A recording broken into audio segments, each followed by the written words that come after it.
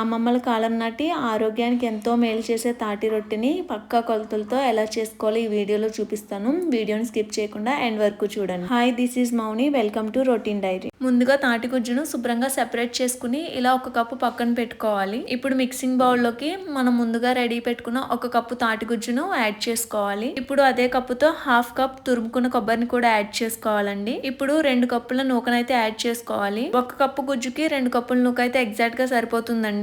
అదే కప్పుతో 3/4 కప్పు బెల్లాన్ని తీసుకుంటున్నాను. మీరు షుగర్ నైనా యూజ్ చేయొచ్చు, ఏదైనా ఒకటే క్వాంటిటీ. ఇప్పుడు అన్నిటినీ బాగా మిక్స్ చేయాలండి. మన ఛానల్లో టేస్టీ రెసిపీస్ తో పాటు ఆర్గనైజింగ్ వీడియోస్ అలాగే ఇంట్రెస్టింగ్ బ్లాగ్స్ కూడా షేర్ చేస్తుంటాను. మన ఛానల్ ని కొత్తగా చూస్తున్నట్టయితే సబ్స్క్రైబ్ చేసుకోండి. అంతా పూర్తిగా మిక్స్ అయిన తర్వాత బ్యాటర్ అనేది ఈ కన్సిస్టెన్సీలో ఉంటుంది. ఇప్పుడు స్టవ్ మీద ప్యాన్ పెట్టుకుని 2 స్పూన్స్ ఆయిల్ యాడ్ చేసుకుని మొత్తం అంతా ఈవెన్ గా స్ప్రెడ్ చేసుకోవాలి. వన్స్ ప్యాన్ హీట్ అయిన తర్వాత మనం ముందుగా రెడీ చేసుకున్న బ్యాటర్ ని మందంగా రొట్టెలా అయితే వేసుకోవాలండి. పలుచగా వేస్తే రొట్టె అనేది విరిగే ఛాన్స్ ఉంటుంది కాబట్టి మందంగానే వేసుకోండి. మంటని లో ఫ్లేమ్ లో పెట్టుకుని మూత పెట్టి 2 వైపులా దోరగా వేగించుకుంటే మనకి తాటి రొట్టె అయితే రెడీ అయిపోతుందండి.